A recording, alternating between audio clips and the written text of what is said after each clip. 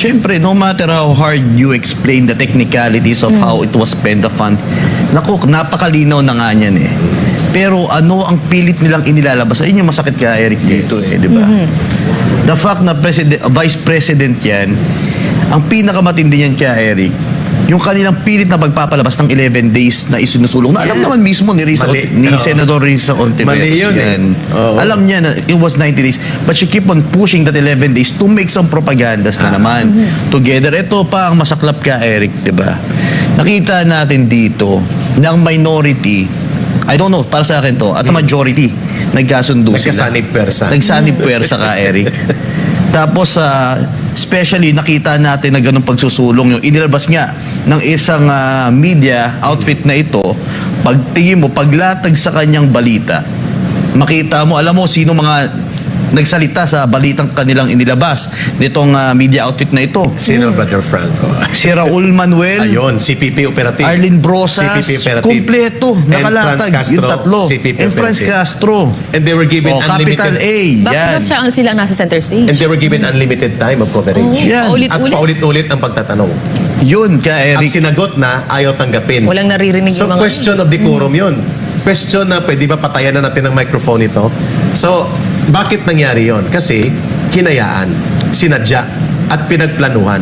Anong purpose? Sirain, ipahiya, at palabasin na masama ang pamumuno ni Vice President Sara Duterte so that this early kakapit sa kanya ang propaganda attack ng CPP, NPA, NDF at mga kaalyado nilang politiko that she doesn't deserve to be given a position in government sapagkat nag-aabuso siya ng pundo at may mga shades of corruption. Yeah. But yet, they cannot provide evidence for that.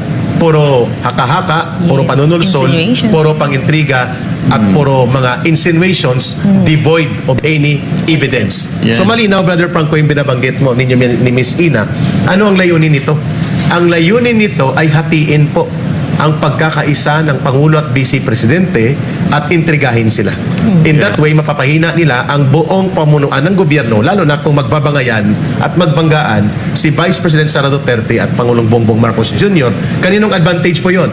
Of course, sa CPP, NPA, NDF. Number 2, mga kababayan, huwag nating kalimutan, si Vice President Sara Duterte po ang tagapangalawang Pangulo na itinalaga ni Presidente Bongbong Marcos Jr. na pamunuan ang napakasentro na mission task force na tinatawag na National Task Force to End Local Communist Armed Conflict. Yes. At sino ang tinatarget ng NTF-ELCAC? Yeah. Ang mga kagaya ni Raul Manuel, Franz Castro at Arlene Brosas Ayun na mga pala. aktibong operatiba ng CPP, NPA, NDF. What do you expect them to do? Of course, to attack and orchestrate all maneuvers that will destroy the leadership and integrity of the Vice President while they are maneuvering to insist on themselves na makalangoy sa political alliance sa loob ng administrasyon ni Pangulong Bongbong Marcos Jr. habang sila ay nagwawasak ng isa sa primary target nila ngayon at nakikita na natin kung sino ito, si Vice President Sara Duterte. May komento nga dito mula sa ating live streaming sa YouTube, mula kay AZ Patwinan. The more na sinisiraan si VP Sara, the more sila may expose sa kanilang CPP, NPA, NDF propaganda. Tama. Yeah. Gusto ko lang magbigay ng sample ka, Eric, kasi Go, Brother Franco. yun nga nabanggit rin ni Atty. Harry Roque, yung demolition job. Ito, may At may kaibigan bayad niya. din, Frank, ha? Hindi yan libre. Paid yan. Paid yan ka, Eric. Meron nga tayong kaibigan na isang official din. Oh, okay. Like for example, ito lang, hindi ko sinasabi, hindi ako nagko-conclude dito. Like yung nangyari kay General Bantag ka, Eric. Oh. Right before it happens, nagkwentuhan kami ni General Bantag patungkol dito. Franco, may mangyayaring demolition job sa Kasi akin. may feed na sa kanya. Gagawan ako dito. Ito, sila Angeline. I cannot mention Okay. names. Pero ito mga taong ito yung papasok dyan. That was 2 months before it happens ka, At Eric. pumutok nga. At pumutok nga. Yun nga ang nangyari. Similarly, And he was already asking for him to to be relieved. siya yung magbigay ng resignation Ah. para formal.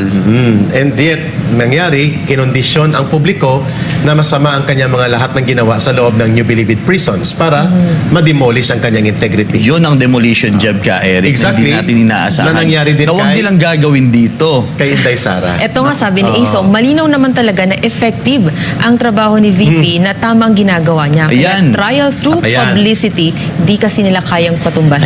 Ayun. Yan ang maganda ka. Pag epektibo ka, Titirahin ka. titirahin ka. Bakit? Demolition Like sa job Bilibid.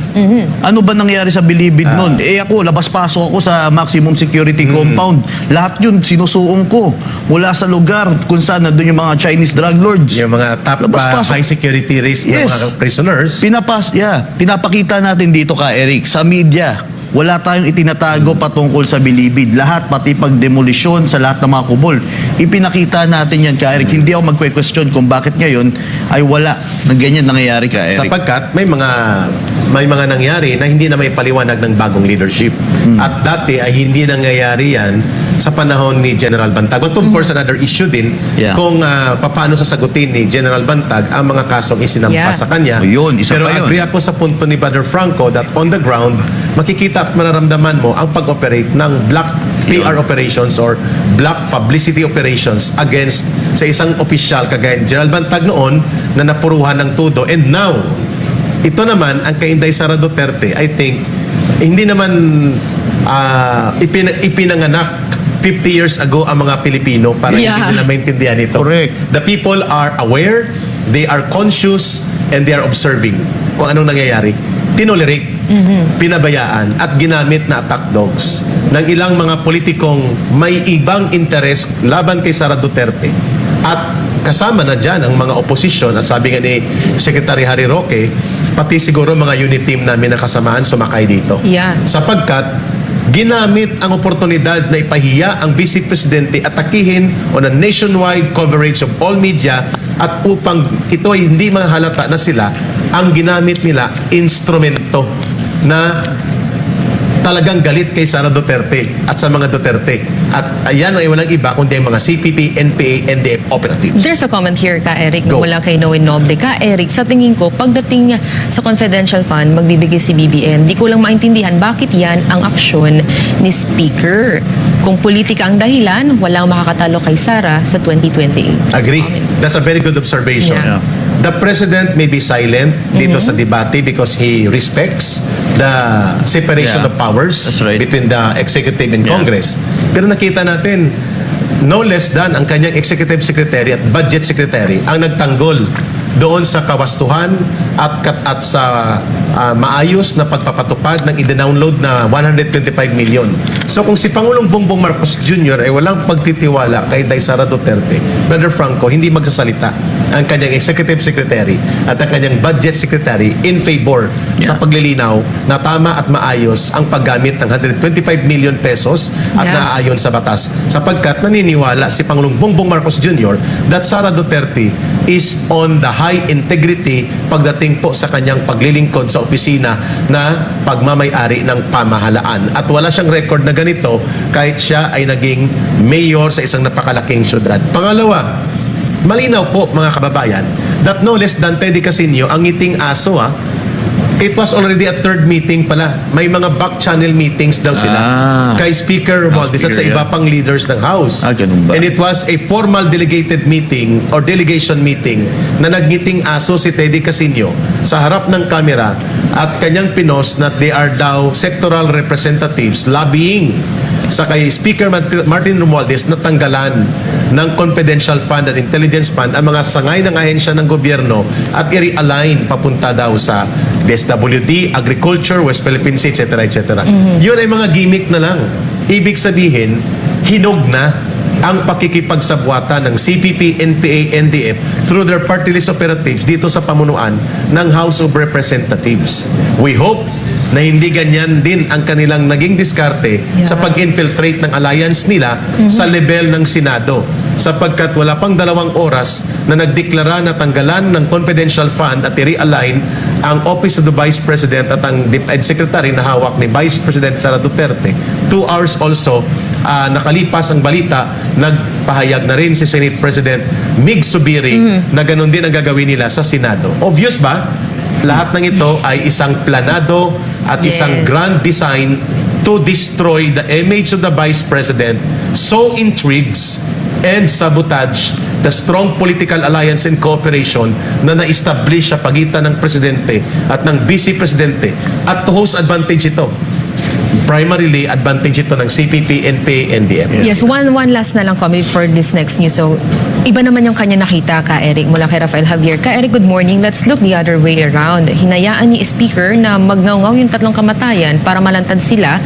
Tapos, ibibigay din nila sa BICAM ang confidential fund. Number game lang naman. Let's see if that will be the scenario na inyong pong nakikita. We respect that.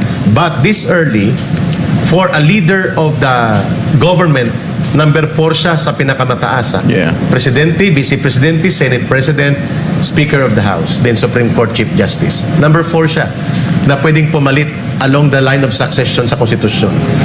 For you to be able to maintain the integrity and confidence of the people na hindi ka nakikipagsabwatan sa mga elemento at instrumento at mga organisasyon at individual na known na sa mamamayan na tagapagwasak ng ating gobyerno, tagapagmaniobra laban sa interes ng pamahalaan, bakit mo i-entertain pa sila? That's number 1 question. Number 2, bakit antayin mong mapahiya? Ang Vice Presidente doon, hindi siya makapagsalita, hindi siya binigyan ng open hour forum na magpaliwanag on the floor. Nakaupo lang siya. Hindi siya binigyan ng out of courtesy, let's hear and give a 10-minute rebuttal or explanation to the Vice President. Nandun siya, Brother Franco, ha? Nakaupo siya, nakaharap. Habang siya nagyayaw-yaw ang 3 CPP operatives. Can the Speaker do that? Yes.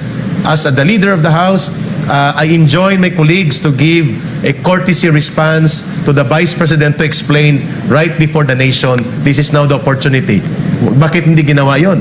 Bakit pinabayaang hatawin at latiguhin siya ng mga solsolero at intrigiro ng mga operatibang ito ng CPP, NPA, NDF? That needs to be explained by Speaker Romualdez. Number 3, bakit ang tinira lang ay ang opisina ni Vice President Sara Duterte? O kung totoo ang iyong sinasabi na i-realign ang mga confidential fund at intelligence fund sa civilian agency government, o bakit pinabayaan ng kay Presidente Bongbong Marcos? Yan ang tinatawag na horse trading. At bakit tahimik ang CPP on that aspect? Klaro na. This is the first time na ang pinupuruhan ng propaganda attack ng CPP, NPA, NDF in their urban operations ay ang Vice Presidente. Why? Yan ang tinatawag na narrowing down the target. Splitting the ranks of government officials and so that they can build tactical alliances to their advantage. So sino ang kanilang inaalyado? Si Speaker Martin Romualdez, pinsan ng Presidente yan eh. Kaya hindi nila pwedeng hilingin at tanggalan ng confidential fund ang Office of the President. Hindi yan papayagan ni Martin Romualdez. Pinsan niya eh. Pero pwede kay Sara Duterte. Pwede. Kasi hindi na tayo magpatumpik-tumpik. Nakikita naman talaga natin kung saan patungo ito. These are all political intramurals. Premature nga lang.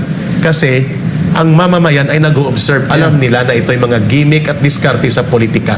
At sinasakyan ito ng mga kalaban ng gobyerno, especially ang CPP, NPA, para tayo paghati-hatiin at pagwatak-watakin.